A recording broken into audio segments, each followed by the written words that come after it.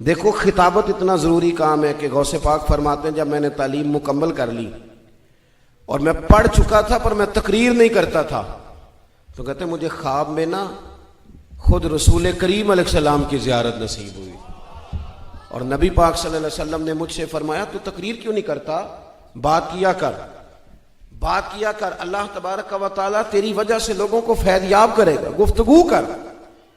حضور غوث اعظم رضی اللہ تعالیٰ عنہ کو حکم دیا گیا کہ آپ خطاب کریں، آپ تقریر کریں، اور حکم کون دے رہا ہے؟ خود رسول کریم علیہ السلام۔ تو حضور غوث اعظم رضی اللہ تعالیٰ عنہ عرض کرنے لگے یا رسول اللہ، میں ان لوگوں میں جو اتنے فصیح و بلیغ ہیں، بات کرنے کا بڑا سلیقہ جانتے اور گفتگو کے سارے بام و در سے آگاہ ہیں، الفاظ کے اندر کیا طاقت ہوتی ہے اسے یہ سمجھتے، ان کے سامنے کیسے خطاب کروں؟ تو یہ دین کا اتنا بڑا شعبہ ہے کہ محبوب نے فرمایا عبد القادر منہ تو کھولیے گا۔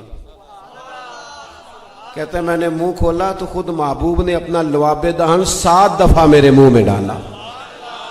پھر غوث اعظم نے منبر بچھایا، پھر غوث اعظم آپ فرماتے ہیں پھر مجھے دوبارہ بھی زیارت ہوئی، پر اب مولا علی شیر خدا کی ہوئی۔ انہوں نے بھی فرمایا پتر منہ کھولے نا، تو میں کھولا تو 7 دفعہ لعاب دہن ڈالا۔ تو میں نے کہا حضور آپ نے 6 دفعہ ڈالا، تو میں نے کہا آپ نے کیوں 6 دفعہ ڈالا ہے؟ کہنے لگے اب حضور کے برابر تو نہیں نہ جانا۔ خطاب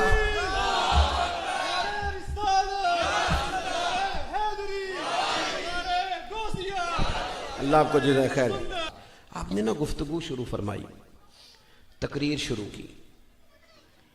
پہلے چھوٹی مسجد میں تھے، رش زیادہ ہو گیا۔ میں نے شروع میں کہا ہے کہ میری طرح کے کئی لوگ دعوے کریں گے ہم نے بڑی محنت کی، کر جاتے ہیں لوگ دعویٰ، لیکن یہ محنت کا نا تھوڑا سا ہی دخل ہوتا ہے، باقی فضل الہی ہوتا ہے سارا۔ اللہ ہی اسباب بناتا ہے، رب ہی طریقے عطا کرتا ہے، وہی قبول عام کسی کو دے دیتا ہے، اپنے ہی اس کے فیصلے ہیں۔ میں تو اکیلا ہی چلا تھا جانب منزل، مگر پھر لوگ آتے ہی گئے اور کارواں بنتا گیا۔ زیادہ تر اللہ تعالیٰ کی مدد اور اس کے کرم کا ہی دخل ہوتا ہے۔ چھوٹی مسجد سے بڑی مسجد میں گئے، پھر وہاں بھی رش ہو گیا تو پھر عیدگاہ میں چلے گئے، پھر وہاں سے بھی لوگ بڑھ گئے، تو پھر غوث اعظم نے باہر کھلے میدان میں ڈیرا لگایا۔ 70 ہزار لوگ ایک وقت میں خطاب سننے آتے تھے، اور خطاب وہ والا نہیں کہ جو بس خطاب ہے، جو بندہ کہے سویرے مجھے نہیں پتا کیا بیان ہوا تھا، وہ والا نہیں، اتنا علمی فکری اور اس قدر زیادہ تربیتی کہ 400 علماء کاغذ قلم لے کے بیٹھتے تھے جو حضور غوث اعظم کے ارشادات کو نقل کیا کرتے تھے۔ یہ جو گفتگو ہوتی ہے نا، حدیث بتاتی ہے اس میں جادو ہوتا ہے، یہ اپنا رنگ دکھا جاتی ہے، اس میں نہ کوئی کچھ اثر ہوتا ہے، یہ کر جاتی ہے اپنا کام۔ شیخ یحییٰ بن نجاح کہتے ہیں مجھے تھوڑا تھوڑا شکوہ ہوتا تھا، یہ بھی بڑے علماء کے استاد تھے، حضور غوث اعظم کے ہم اثر ہیں، کہتے ہیں میں نے اپنے شاگردوں سے کہا وہاں کیوں جاتے ہو دوڑ دوڑ کے؟ تو ایک دن ایک شاگرد کہنے لگا استاد جی چلیں آپ بھی ایک دن آ جائیں۔ تو مشکل ہوتا ہے نا تھوڑا سا، میری طرح کے آدمی جنہیں 2 4 5 بچے جاننے لگ جائیں چاہے دنیا دار ہی، تو کسی اور کو مانے یہ بات ذرا مشکل ہو جاتی۔ تو کہتے ہیں میں چہرے پہ کپڑا لے کے چلا گیا، چھپا کے اپنا آپ، لیکن جب شیخ نے گفتگو چھیڑی نا تو رب کریم کے بندوں کی باتوں میں بڑا اثر ہوتا ہے، اور اکثر وہ باتیں لچھے دار نہیں سادہ ہوتی پر وہ کمال کر جاتی ہیں۔ کہتے میں تو چھپ کے بیٹھا تھا نا، پھر کپڑا کب سرکا پتہ نہیں چلا، پھر چہرہ کب کھلا پتہ نہیں چلا، فرماتے ہیں پھر آنسو کب آئے پتہ کوئی نہیں چلا، اور پھر دنیا ساری چلی گئی، جلسہ ختم ہو گیا۔ تو میں نے دائیں بائیں بیٹھنے والے شاگرد کہنے کے استاد جی جانا نہیں، میں نے کہا جانا ضرور ہے پر کل دوبارہ لازمی آنا ہے۔ اگلے دن پھر فرماتے میں اگلے دن گیا۔ حضرت شیخ کی مجلس مبارکہ کا یہ طریقہ ہوتا تھا، میں نے آپ کو شروع میں کہا نا کہ یہ موبائل سینہ بسینہ تھی نا، کوئی درد تھا ایک جاتا تھا تو وہ 15 کو لے کے ساتھ آتا تھا، وہ بات پھیل گئی، اور چونکہ خلوص تھا، نہ مرید بڑھانے کا شوق نہ اپنی شہرت کا شوق، مجمع لگا ہے غوث پاک گفتگو کر رہے ہیں، بارش آ گئی، لوگ ہلنے لگے، کبھی کبھی اندر کا درد زبان پہ آتا ہے۔ حضرت غوث اعظم نے 2 آنسو گرائے، عرض کی مالک تو دلوں کے حال جانتا ہے. اگر یہ لوگ میں نے اپنے لیے جمع کیے ہیں تو اللہ بھگا دے سارے, اور اگر تیرے لیے جمع کیے ہیں تو پھر بھی تیری مرضی ہے.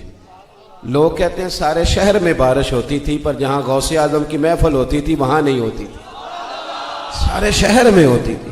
جو خلوص پہ ملتا ہے, للہیت پہ, ورنہ تو بندے کو یوں لگتا ہے میں اداکار ہوں. شیخ یحییٰ کہتے ہیں کہ میں نا اگلے دن گیا تو محفل مبارکہ کا یہ طریقہ تھا کہ جب مجلس ختم ہوتی تھی نا تو 4 بندے اس کونے سے کھڑے ہوتے تھے, کہتے تھے حضور کبھی مسجد نہیں گئے تھے, آج کے بعد توبہ کرتے ہیں, 5 پڑھیں گے. 10 اس کونے سے کھڑے ہوتے, کہتے حضور بڑا لوٹا لوگوں کو, چوریاں کرتے تھے, ہم تو رش دیکھ کے آئے تھے کہ یہاں کیا ہے, پر آپ کی گفتگو نے سینے کے سارے میل چھڑا دیے, حضور آج ہی توبہ کرتے ہیں, لوگوں سے معافیاں بھی مانگیں گے, مال بھی واپس کریں گے. 15 اس کونے سے کھڑے ہوئے اور عرض کی حضور بڑا ستایا رشتہ داروں کو, بڑی دفعہ دل توڑا ماں باپ کا, لیکن آج لوٹ کے جائیں گے, اور جب تک ماں راضی نہیں ہوگی سوئیں گے نہیں. یہ توبہ کرنے والے اٹھتے, اپنی اپنی بات کرتے, کوئی روتا, کوئی بلکتا, کوئی سسکیاں لیتا, ایک رنگ ہوتا, ایک شوق ہوتا, لگتا کہ لوگ آئے ہیں کہیں تربیت لینے کے لیے. شیخ یحییٰ فرماتے ہیں کہ میں ایک دھاگا لے گیا, آج میں نے گننا ہے کتنے لوگ توبہ کرتے ہیں. کیسے گنوں گا؟ کہتے ایک بندہ توبہ کرے گا تو ایک گرہ لگا لوں گا, پھر دوسرا توبہ کرے گا تو دوسری گرہیں لگاتا جاؤں گا, بعد میں گن لوں گا. کہتے میں لے گیا دھاگا, اور ایک بندہ اٹھا محفل کے بعد, تم یعنی وہاں یہ گنا جا رہا ہے توبہ کتنے کریں گے. ہماری محفلوں میں نوٹ گنے جاتے, دتھیاں والا علیحدہ بلائی دا ہے جنہیں پان دینی ہے, یعنی انہیں 1000 لے کے 950 واپس کرنا ہے. اور یہاں ایسا تماشا عجیب و غریب, اور آپ یقین کریں کوفت ہوتی ہے. کیا مطلب, اس طرح بھی ہونا تھا, یہ بھی طریقہ تھا. اور کیسی سیانی قوم ہے, اپنے ہاتھوں سے پہلے بکھیرتی ہے پھر خود اکٹھے کرتی ہے نا جی, بچوں کا کھیل. آپ نے اکٹھے تو بعد میں کرنے تھے. چند دن پہلے میں ایک جگہ پہ تھا تو ایک صاحب کہنے لگے پیر صاحب ہر گل اپنی دھکے نہ نہیں منائی دی, میرا بڑا دل ہے مینو خدمت کرن دیو, سٹن دیو. میں کہ لیا پھر بیلیا 5-5 ہزار والے سٹ, تیرا پتہ لگے نا تیرا بڑا دل کرتا ہے سٹنے پہ. کیا فلسفہ آپ نے, اس سے باہر آئے. یعنی یہ چیز تھوڑی سی نا اور طرف لوگوں کی رغبت دلاتی ہے. پھر نوٹوں والے قبضہ کر لیتے ہیں اسٹیج پہ, پھر دتھیوں والے فرنٹ سیٹوں پہ آ جاتے ہیں. غریب بیچارہ پیچھے مووی کے پیچھے چھپتا پھرتا ہے کہ نوٹ ہوتے تو میری بھی سیٹ آگے ہوتی. آپ میلاد شریف میں بھی لوگوں کا یہ انداز کریں گے, 11ویں میں بھی لوگ یوں ترسیں گے کسی بزرگ کی زیارت کرنے کو, آگے بیٹھنے کو, دعا لینے کو. شیخ یحییٰ کہتے ہیں میں دھاگا لے گیا, ایک بندہ اٹھا توبہ کرنے کو تو میں نے ایک گرہ لگائی, دوسرا اٹھا تو دوسری لگائی. قریب ہی ممبر شریف کے بیٹھا تھا, پہلے تو 2-2 4-4 لوگ اٹھتے تھے تو گرہیں لگاتا گیا, پھر لوگ درجنوں کے حساب سے اٹھنے لگے. اب کیسے گرہیں لگاؤں, کبھی 20 اٹھ رہے ہیں, اس کے بعد 7 ہی 50 اٹھ رہے ہیں, پھر 100 اٹھ رہے ہیں, کیسے گرہیں لگاؤں. کہتے ہیں کبھی میں لوگ دیکھتا, کبھی خطاب سنتا, کبھی دھاگے کو گرہ لگاتا. جب میں الجھ گیا نا اور میرے چہرے پہ پریشانی کے آثار آئے تو سرکار غوث اعظم نے نظر فرمائی, اور رب کریم کے بندے کی جو باتیں ہوتی ہیں بڑی نرالی ہوتی ہیں. حضور غوث اعظم مسکرا کے فرمانے لگے یحییٰ میں دلوں کی گرہیں کھولتا جاتا ہوں, تو لگاتا جاتا ہے. یہ کیا بات ہوئی, میں تو گرہیں کھول رہا ہوں اور تو گرہیں لگا رہا ہے. اور پھر فرمانے لگے یہ میری وجہ سے توبہ نہیں کر رہے, یہ خدا کے فضل سے توبہ کر رہے ہیں, اور اللہ کا فضل گنا نہیں جا سکتا, وہ شمار نہیں ہوتا. انا صاحب شاید اس درجے کے نہیں معاذ اللہ جہاں میں ہوں. سنیں, صبح فقہ کا درس دیا غوث پاک نے, اور پھر صبح 9-10 بجے مدرسہ پڑھایا, اسباق پڑھائے, باقاعدہ کتابیں پڑھاتے تھے غوث پاک. اور میں انشاءاللہ تعالی ذمہ داری سے حوالہ عرض کروں گا, ہمارے ہاں نا مدارس میں ناظم تعلیمات ہوتے ہیں جو اسباق تقسیم کرتے ہیں. چلو میں آپ کی بولی میں بتاتا ہوں, پیریڈ نہیں بانٹے جاتے, چلو اللہ کرے تو ہم سمجھ لگ گئے. اسی کا ترجمہ مدرسے میں اسباق بانٹنا ہوتا ہے. یہ استاد یہ پڑھائے گا, یہ استاد یہ سبق پڑھائے گا. تو ناظم تعلیمات اسباق تقسیم کرنے لگے تو حضور غوث اعظم سے کہنے لگے حضور آپ کو کون سا سبق دینا ہے, یعنی کتاب کون سی دیں آپ کو, فقہ پڑھائیں گے, اصول پڑھائیں گے, حدیث پڑھائیں گے, گرامر پڑھائیں گے, نحو, کیا سبق آپ کو دیں. تو غوث پاک فرمانے لگے مجھے سبق نہ دو, تو حضور پھر فرمایا اس طرح کرو کہ لائق بچے تم سارے رکھ لو، نالائق سارے مجھے دے دو، نالائق دو سارے، میں نالائقوں کو پڑھاؤں گا، نالائق سارے۔ میں اکثر کہتا ہوں کہ یہ جو پاس آیا فرسٹ آیا ہے تمہارے کالج میں، اس کا تم نے بورڈ پہ فوٹو لگائی ہے، تو جو فیل ہوا ہے فیسیں تو اس نے بھی پوری دی تھی، کالج تو وہ بھی آیا تھا، اس کا بھی تو کوئی والی وارث بنے نا، اس کا بنتا ہی کوئی نہیں۔ فرمایا یہ نالائق مجھے دو، بلکہ میں نے پڑھا۔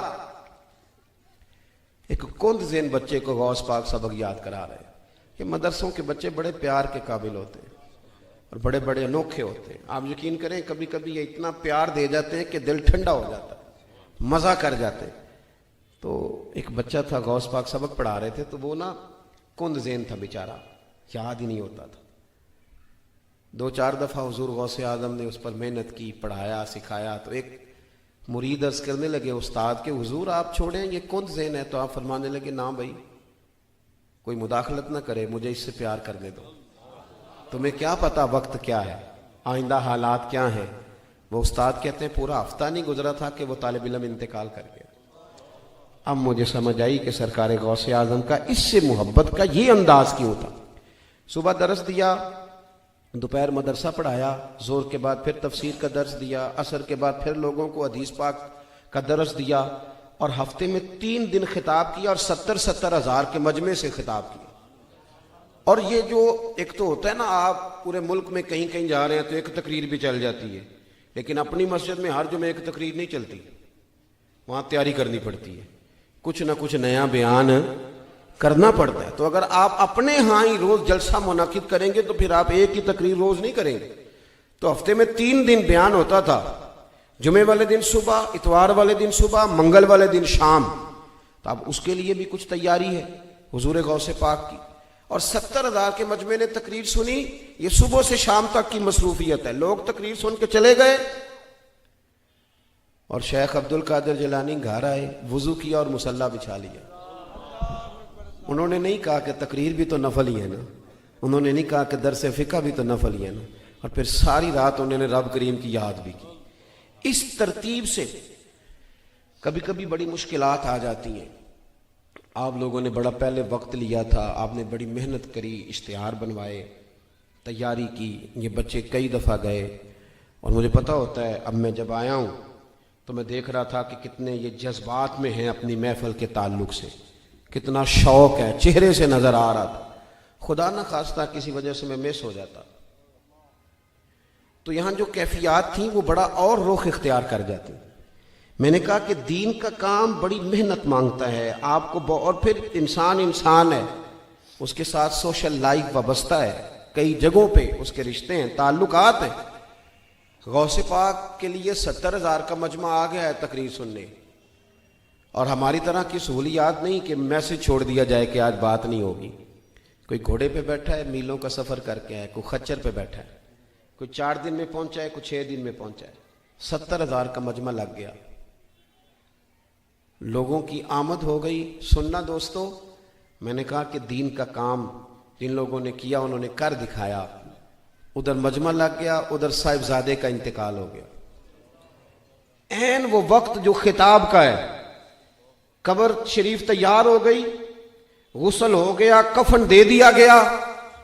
حضرت غوث پاک رضی اللہ تعالیٰ عنہ سے اہل خانہ نے کہا حضور اب کیا کرنا ہے، جلسہ یا بیٹے کا جنازہ؟ یہ مشکل کبھی کبھی آتی ہے، لیکن پھر کھڑا کرتی ہے بندے کو، احساس دلاتی ہے کہ اب پتہ چلے گا کہ تیرا اصل وعدہ کس کے ساتھ ہے، اصل تو نے کہاں عہد کیا ہے جس کو تو نے نبھانا ہے۔ حضور غوث پاک فرمانے لگے بھائی یہ جو لوگ آئے ہیں نا 70 ہزار جی آئے ہیں رب رسول کا دین سننے، تو مالک کو بھی تو پتا تھا نا کہ یہ دین سننے آئے ہیں، پتا تھا نا مالک کو۔ تو میرے بیٹے کو اگر آج ہی اس نے اپنی بارگاہ میں بلایا ہے، اگر وہ اس بات پہ راضی ہے تو میں بھی اس کی رضا پہ راضی ہوں۔ فرمایا تم اس کو غسل دو، کفن دو، میں جا رہا ہوں خطاب کرنے، جب جنازہ تیار ہو جائے تو محفل میں لے آنا، چند منٹ ممبر سے اتر کے جنازہ پڑھا دوں گا، پھر تم جا کے دفن کرانا، اس لیے کہ میرے لیے جو زیادہ ضروری ہے وہ رسول پاک کے دین کی تبلیغ ہے۔ تو جے سونا ہی میرے دکھ وچ راضی۔ جو لوگ نظریات یہ بڑے حوصلے والے، اللہ تعالیٰ جب کسی بندے کو نوازتا ہے نا تو بندہ بھی محنت کرتا ہے، لیکن اس کی محنت سے زیادہ اللہ کے فضل کا دخل ہوتا ہے۔ تو بندے کئی دفعہ کہنے لگ جاتے ہیں بڑی مشقت کی، بڑی محنت کی، کچھ بھی نہیں ہوتا، زیادہ اللہ کے فضل کا انحصار ہوتا ہے۔ رب جیسے چاہتا ہے ویسے فیصلے دیتا ہے۔ آپ فرماتے ہیں کہ میں چھوٹا سا تھا، والد انتقال کر گئے، والدہ تھی میری اور ہم 2 بھائی تھے۔ فرماتے ہیں بچے کھیلنے کے لیے نکلے تو میں بھی ان کے پیچھے کھیلنے نکل گیا۔ ایک بیل بچوں کے قابو آ گیا، تو بچوں کے قابو کو چیز آ جائے تو پھر وہ اس کا جو حال ہوتا ہے وہ تو ہمیں پتہ ہی، ہم سارے بچے رہ چکے ہیں۔ تو کہتے ہیں وہ بیل قابو آ گیا، کوئی اس کے کان چھیڑتا، کوئی اس کی دم چھیڑتا، کوئی اس کے سینگ چھیڑتا، کوئی کسی جگہ سے اسے تنگ کرتا۔ مختلف بچے اس کو نا دم سے پکڑ کے ہلاتے، بیل بھاگتا۔ حضور غوث پاک فرماتے میں بھی آگے بڑھا، اور میں نے جب اس کی دم پکڑ کے ہلائی تو بیل نے میری طرف منہ کیا اور کہنے لگا عبد القادر تو نانا ایسے کر، بول کے کہنے لگا تو نانا ایسے کر، تجھے رب نے ان کاموں کے لیے پیدا نہیں فرمایا۔ آپ فرماتے مجھے اتنا خوف طاری ہوا، بیل کو بولتے دیکھا تھا پہلی دفعہ، بیل کو۔ اب میرے سنی کو بھی دلیلوں کی ضرورت ہوتی ہے، دلیل نہ دیں، کسی بزرگ کی بات سنائیں تو سنی بھی تھوڑا تھوڑا دائیں بائیں دیکھتا ہے۔ یہ شور ایسا ہوا ہے نا، پراپوگنڈا ایسا ہے۔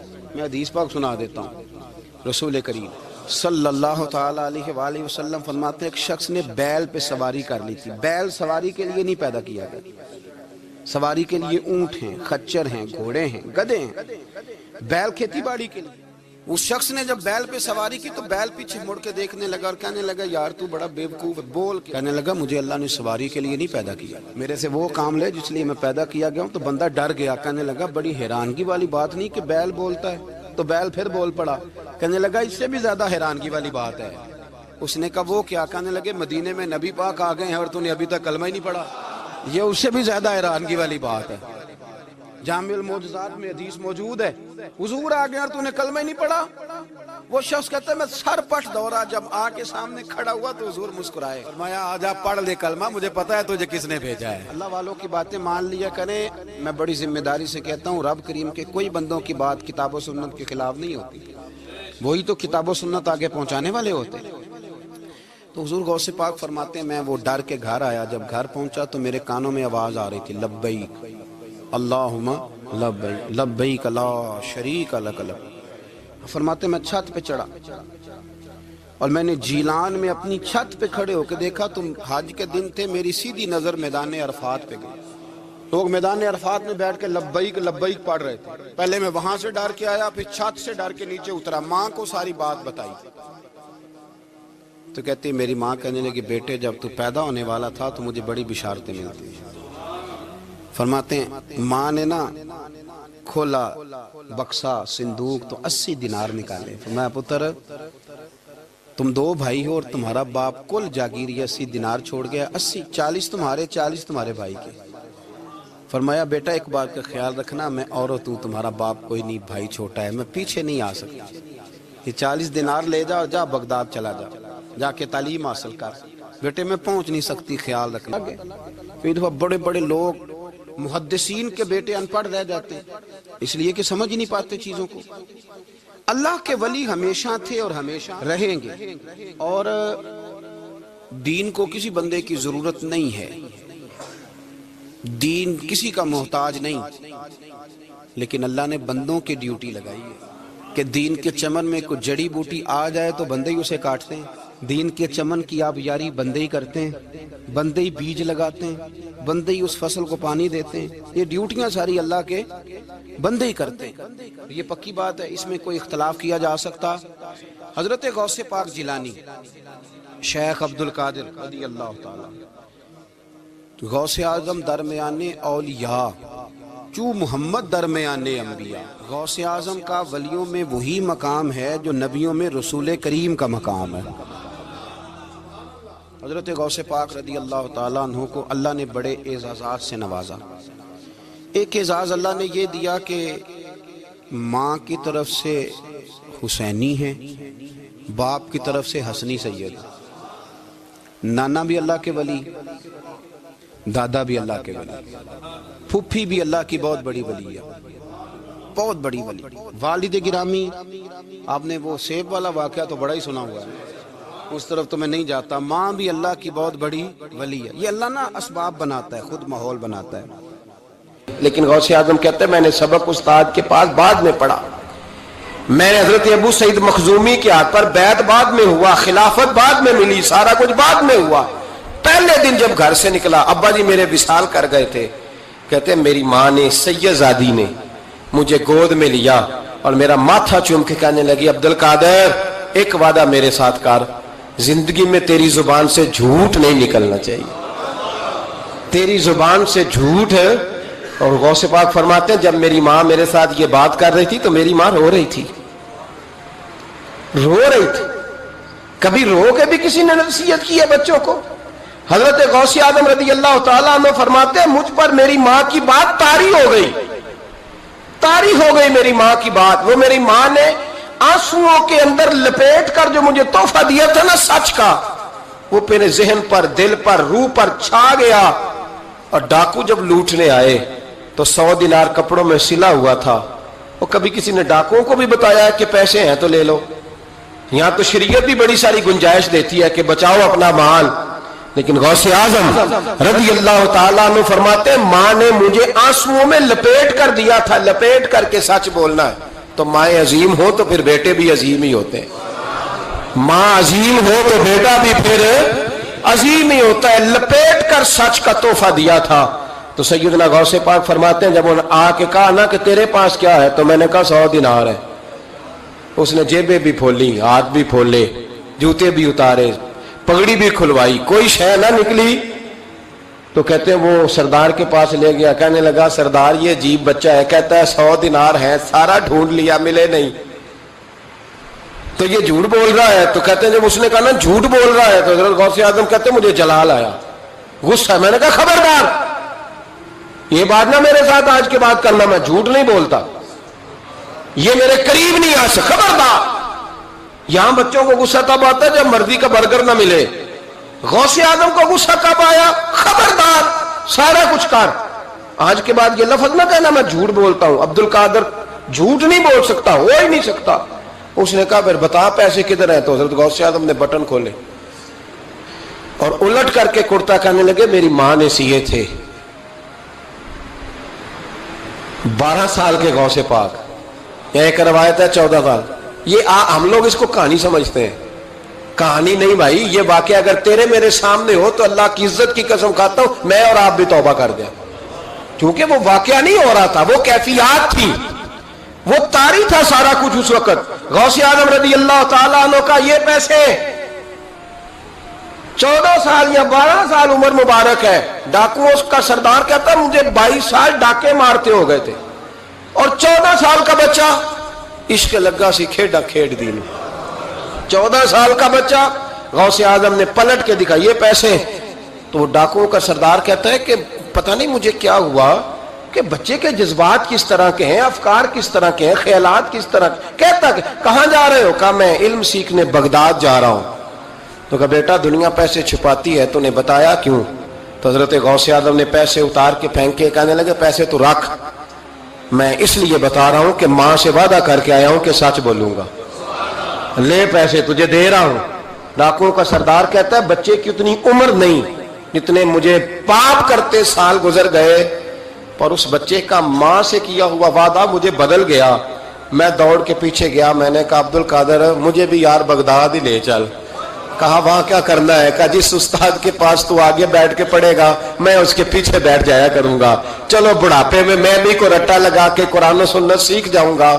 تو کہتے ہیں تجھے کیا ہوا؟ کہنے لگے عبد القادر تو ماں سے کیا ہوا وعدہ نہیں توڑتا، میں رب سے کیے ہوئے وعدے توڑ رہا ہوں، توبہ میری. ڈاکوؤں سے کہنے لگے جاؤ کوئی سردار اور بنا لو، مجھے تو ماں بیٹے کا رشتہ جیت گیا ہے، یہ ماں بیٹے کا رشتہ مجھے جیت کے لے گیا، میں جیت گیا ماں بیٹے کے رشتے میں، یہ مجھے فتح کر گئے، تم کوئی اور سردار بنا لو.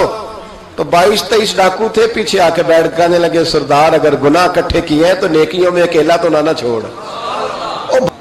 جناب خنسا حضور کی ایک صحابیاں ہیں، انہوں نے بعد میں کلمہ پڑھا. دور جاہلیت میں ان کا ایک بھائی قتل ہو گیا تھا. انہوں نے اپنے بھائی کے جانے پر، قتل ہونے پر ایک مرثیہ کہا تھا. وہ مرثیہ اتنا مشہور تھا کہ جہاں بھی پڑھا جاتا لوگ اپنا کوئی جانے والا یاد کر کے رونے لگ جائے. ہمارے ہاں تو اب نعت خانوں نے رواج بنایا نا، جس کے گھر میں کوئی فوتگی ہوتی ہے اسے اور زیادہ رلاتے ہیں. میاں صاحب تو شعر لکھ گئے تھے، کوئی یہ تو نہیں انہوں نے کہا تھا کہ سارے کلاتے ہی پڑے اجے. انہوں نے تو شعر لکھا تھا نا، باپ مرے تے سر ننگا ہوندا تے پائی مرن تے کنڈ خالی تے ماما بعد محمد بخشا کون کرے رکھوالی.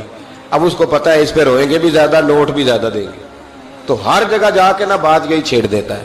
اب وہ بیچارے بچے پہلے سے زیادہ روتے ہیں، تڑپتے ہیں. حالانکہ حکم یہ تھا کہ جب کسی جاؤ نا فوتگی پہ تو ان کو رلانا نہیں بلکہ ان کو حوصلہ دینا ہے. نعت خانوں کی بات ہوئی ہے تو آپ نے بڑا غور سے دیکھا ہے میری طرف، میں اور آپ بھی ایسے ہی کرتے ہیں. وہ جائیں گے نا تو پوچھیں گے یہ بچہ اس کا، یہ جو فوت ہو اس کا یہ بچہ، او ہو بیچارہ دیکھو نا چھوٹا سا تھا، اماں چلی گئی. بڑا مشکل ہے یتیموں کے لیے. تو یتیم چارہ نفسیاتی مریض بن جاتا ہے. وہ کہتا ہے بالکل چاچا صحیح کہہ رہا ہے، یتیموں کے بڑے برے حال ہوتے ہیں. اس طرح کر کے ہم نفسیات کمزور کرتے ہیں بچوں کی. حالانکہ بتانا چاہیے بیٹے فکر نہ کر، میرے نبی پاک بھی تو یتیم ہی پیدا ہوئے تھے نا، تو سارے یتیموں پر حضور کا سایہ ہے. بجائے حوصلے دینے کے ہم اور کمزور کرتے ہیں، اور زیادہ کمزور کرتے ہیں، اور زیادہ لوگوں کو تکلیف دیتے ہیں. تو قصیدہ جناب خنساء رضی اللہ تعالیٰ عنہ کا بڑا مشہور تھا. عربی قصیدہ لکھا تھا انہوں نے. کسی کے ہاں بھی کوئی انتقال کر جاتا تو ان کا وہ عربی قصیدہ پڑھا جاتا، اور جب وہ قصیدہ پڑھا جاتا تو لوگ دھاڑے مار مار کے روتے، دھاڑے مار مار. حالانکہ رونا رلانا اتنا اہم کام نہیں جتنا کسی کے دل کو تسلی دے دینا اہم کام ہے. جتنا کسی کی اشک شوئی، اشک آنسو نکالنا تو جرم ہے، آنسو پوچھنا ثواب ہے. یہاں لوگ رلانے کی ڈیوٹی کرتے ہیں، آنسو پوچھنے کی ڈیوٹی نہیں کرتے. حضرت جناب سیدنا خنساء رضی اللہ تعالیٰ عنہ آپ کا وہ قصیدہ پڑھا جاتا، لوگ دھاڑے مار مار کے روتے. یہ وہی خنساء تھیں کہ جنگ احد سے کچھ مہینے پہلے کلمہ پڑھ کے مسلمان ہو گئی. یہ وہ بی بی مشہور شاعرہ جن کا قصیدہ رونے رلانے کے لیے پڑھا جاتا ہے. ان کے 4 بیٹے جوان تھے. احد کے لیے جب رسول رحمت صلی اللہ علیہ وسلم نے اعلان کیا نا، فوجی آئے، مائیں بہنیں بچے تیار کریں بھیجیں، تو ان کی سہیلیاں کہنے لگی کلمہ تو پڑھ گئی ہے، تیرے بچے بھی پڑھ گئے ہیں، پر تیرا سب کو پتا ہے تیرے بچے کوئی نہیں جائیں گے. اس لیے کہ ایک بھائی کے جانے پر تو نے قصیدہ لکھا ہے تو آج تک پڑھا جا رہا ہے، تو 4 بچے کیسے تیرا نہیں جاتا. جناب خنساء چوپ ہیں. جب جنگ احد کے لیے سپاہی اور مجاہد نکلنے لگے تو 4 بیٹے لے کے چوک میں آ گئی.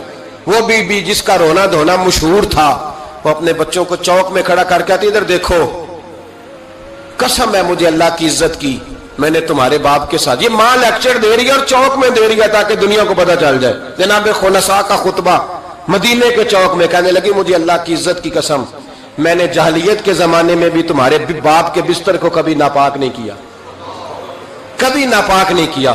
میں نے طیب اور طاہر بچے پیدا کیے، اور میں نے تمہیں اپنے سینے سے اپنے وجود کی خوراک تمہیں دی، دودھ پلایا. میرے بچوں، سارا زمانہ جانتا ہے کہ میں کسی کی جدائی نہیں سہ سکتی. میرا بھائی گیا تھا تو میرا قصیدہ ضرب المثل بن گیا، دنیا پڑھتی ہے، پر اب سنو، اب میں مسلمان ہوں، اب میں رسول پاک کا کلمہ پڑھتی ہوں. یاد رکھنا، جب میدان میں تیر چلے نا اور تلواریں چمکے اور نیزے برسے تو سب سے پہلے زخم میرے بچوں کو آنے چاہیے. بچوں کی تربیت ماں کر رہی ہے، پہلا زخم تمہیں لگے. اور پھر کہنے لگی اگر میرا دودھ پیا نا تو پھر یاد رکھنا کوئی ایک تیر بھی تمہاری پشت پہ نہیں ہونا چاہیے. جتنے بھی کھانا سینے پہ کھا کے آنا. کوئی مجھے یہ نہ کہے تیرے بچے بھاگ گئے تھے اور پشت پہ انہوں نے تلواریں کھائی اور زخم کھائے، اور لوگ خبردار سینے پہ تیر کھانا، خبردار جرت کا مظاہرہ کرنا. یہ خطبہ دے کے جناب خنساء اندر چلی گئیں. لوگ کہتے ہیں حیران رہ گئے. مزے کی بات یہ تھی، پھر بھی بیبیاں کہنے لگی خطبہ تو دے دیا ہے، دعا کرو اس کا کوئی بچہ شہید نہ ہو جائے. بڑے سخت قصیدے لکھتی ہے، شہید نہ ہو جائے، دعا کرو. لیکن اللہ بڑا ہی بے نیاز ہے، ان کے 4 بچے شہید ہو گئے. 4 18 زخم تھے بچوں کے پر، تھے سارے سینے پہ. 18 گھاؤ تھے تلواروں کے پر، سارے سینے پہ. میرے محبوب بہت سے واپس آئے. او بھائی، 4 بیٹے جس ماں کے چلے جائیں، اس ماں کو تسلی کون دے؟ जनाब खुनसा आके खड़ी हुई तो सहाबा कहते हैं हमारा ख्याल था कोई दर्द वाला शेर पड़ेगी, रुला देगी दुनिया को, लेकिन मेरे हबीब पाक नजर उठाई का खुनसा तुझे पता होगा तेरे चारों बेटे शहीद हो गए। कहने लगी हुजूर यही तो दुख है। जब कहा ना यही दुख है तो कान खड़े हो गए लोगों, हुजूर यही तो दुख है, यही तो परेशानी है। महबूब ने फरमाया क्या परेशानी है? कहने लगी हुजूर यही तो परेशानी है, मेरे 4 थे, दिल करता है मेरे 14 होते। हुजूर यही तो दुख है, 4 थे, दिल करता है 400 होता। 4 करूं तेरे नाम पे जान फिदा, ना बस एक जान 2 जहां फिदा। सोनिया मेरा 2 जहां से भी नहीं जी भरा, मैं करूं क्या करोड़ों जहां नहीं। का हुजूर 4 थे। और फिर मस्जिद नबी आज भी उस माँ की जुर्रत की गवाह है कि माँ पूछने लगी सोनिया मैं ये नहीं पूछने आई कि मेरा कोई बचा है कि नहीं, ये पूछने आई हूं कि मेरे बेटों ने कोई पुश्त पे जख्म तो नहीं खाया। हुजूर कोई पुश्त पे जख्म तो नहीं खाया मेरे बच्चों ने, कोई पुश्त पे जख्म। तो रसूल पाक ने फरमाया खुनसा तेरी जुर्रत को अल्लाह कबूल फरमाए, तेरे बच्चों ने जितने भी जख्म खाए हैं सीनों पे खाए। मैंने कहा माए अजीम हो तो बच्चे भी अजीम होते हैं, और अगर माँ किसी के साये का अंधेरा देख के डर जाए तो बच्चों में जुर्रत कैसे आएगी? बच्चे करबला के मैदान में कैसे जाएंगे? बच्चे किस तरह मैदानों में वली किसको मानते? अल्लाह तबारक व तआला ने 4 किताबें नाजिल फरमाई। अल्लाह दे देता, हजरत जिब्रील सब की छतों पे अल्लाह के फरिश्ते बारिश बरसाते हैं ना, किताबें भी बरस सकती थी ना, छतों पे गिरा देता कि लो पढ़ो, लेकिन अल्लाह ने किताबें 4 भेजी। नबी 1 लाख कमो बे 24,000 अता फरमाया। फरमाया किताब पढ़नी है पर जब जलवा देखना है तो मेरे मुस्तफ़ा का देखना है, हुजूर के नूर की रोशनी में तुमने कुरान मजीद को पढ़ना। वो भाई समझ नहीं, हमें आज तक समझ नहीं आई, आज तक कि गाड़ी का पता है कि इसकी हैंड ब्रेक कहाँ है, इसका क्लच किधर है, इसकी फलां चीज किधर है। फिर भी एक उस्ताद पैसे भी लेता है, 15 दिन साथ भी बिठाता है, फिर तरीका सिखाता है। जब एक छोटा सा काम बगैर उस्ताद के नहीं आता तो दीन बगैर उस्ताद के आ जाएगा। और दीन के मसले बारीक है, याद रखें, शैतान हमले करता है, बारीक बात है। तकब्बुर वाला जन्नत में नहीं जाएगा, रियाकारी वाले की इबादत कबूल नहीं होगी, हसद वाले के अमाल जाया हो जाए, झूठ बोलने वाले को हुजूर ने फरमाया मैं उसे मोमिन ही नहीं मानता। अब ये सारी चीजें जो बातनी नुक्स हैं, ये बीमारियां हैं बातन की। आप अगर दवाई ना लें तो आपके जिस्म की बीमारी नहीं जाती, दरवेश के पास ना जाएं तो आपकी रूह की बीमारी नहीं जाती। झूठ नहीं छूट सकता, बदी नहीं छूटेगी। हमने देखा है थोड़ी देर के लिए लोग मस्जिद आते हैं, नमाज शुरू करते हैं, उम्रा करके आए तो शुरू हो गई, थोड़ा सा हज कर लिया शुरू हो गई, खुदा न खास्ता घर में किसी का इंतकाल हो गया तो नमाज शुरू हो गई, तो ठीक करें, लेकिन वो बाद में छोड़ जाते हैं। कायम कौन रहता है? कायम वो रहता है जिसके पीछे कोई कायम रखने वाला होता है। मोबाइल बंद हो जाता है अगर बैटरी उसकी चार्ज, हम अल्लाह वालों के पास जाते हैं, उनकी 2 बातें बैटरी चार्ज कर देती है। वो हमें बताते हैं कि जीना किस तरह है, इंसानियत कैसे तुमने अपने अंदर पैदा करनी है, तुमने अल्लाह से डरना किस तरह। उनकी बातें दिलों को नरम करती, उनकी गुफ्तगू इंसान को बदल देती, उनकी सोबत में बैठने वाला बड़ा आगे जाता है। जो उनकी खिदमत आली मर्तबत में रहता है अल्लाह उसे उसी तरह का रंग अता करता है। सुने मेरे नबी पाक सैयद आलम अलैहिस्सलाम के सहाबी हजरत अबू ज़र गिफारी ने पूछा, हुजूर एक बंदा नेक लोगों से प्यार करता है पर उनकी तरह के काम नहीं करता, उसके बारे में हुक्म क्या है? कोशिश करता है पर गलती रह जाती है, पर प्यार सच्चा करता है। तो आप तरगीब व तरहीब पढ़ें, मेरे रसूल पाक ने फरमाया जो जिससे प्यार करेगा जन्नत में उसी के साथ खड़ा किया जाएगा। कह रहे हैं कि हुजूर अमल नहीं करता, एक मुर्शद कामिल। लेकिन मेरे भाई जो रब करीम के बंदे थे उनका रिश्ता इस्लाह का रिश्ता था, पीर के साथ रिश्ता इस्लाह का रिश्ता होता है। वो जो लोग रस्मी बैत करते हैं ना, ठीक है मुरीद हो गए चलो रोजी में बरकत हो जाएगी, उससे भी इनकार नहीं। आला हज़रत फरमाते हैं बैत बरकत की भी बड़ी बात है। और दलील क्या है? आप फरमाते हैं अगर असहाबे काफ का कुत्ता वलियों के पास बैठ जाए अल्लाह उसे खाली नहीं रखता, तो तू वलियों से प्यार करेगा तो कैसे